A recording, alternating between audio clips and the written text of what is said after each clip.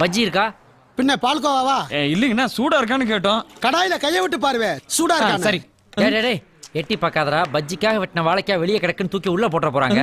பஜ்ஜி எடுத்துக்கிட்டுமா? எடுத்துக்கப்பா, இதுக்கெல்லாம் ஆள் வச்சு எடுத்து கொடுப்பாங்க. என்ன ரொம்ப மரியாதையா பேசுறாரு? பசிக்கு பஜ்ஜி வாங்கி திங்கிறோம், இதுல என்ன மரியாதை வேண்டி கிடக்கு? இந்தா. என்னடா ஒரே எண்ணெயா இருக்கு? எடுறா அந்த பேப்பர். ஐயா, பேப்பரை கேட்காதீங்கய்யா, பிராத கொடுத்துறாதீங்கய்யா. கடலுன்னு காலியா போச்சுன்னு கொஞ்சம் குருடாயில் கலந்தது என்னமோ உண்மைதான். கொஞ்சம் பொறுத்தீங்கன்னா சுத்தமான எண்ணெயில சூப்பரா போட்டு கொடுத்துருங்கய்யா. தயவு செய்து பேப்பரை மட்டும் கேட்காதீங்கய்யா. என்னடா 1 மீட்டர் கேட்டா 9 மீட்டர் அவுத்து விடுறான். ஆடா பாவி, நான் கேட்ட பேப்பரே வேற, நீ தப்பா புரிஞ்சுக்கிட்டியாடா. தமிழ்நாட்டுல பஜ்ஜி சாப்பிடுறதுக்குன்னு சில சம்பிரதாயம் இருக்குடா.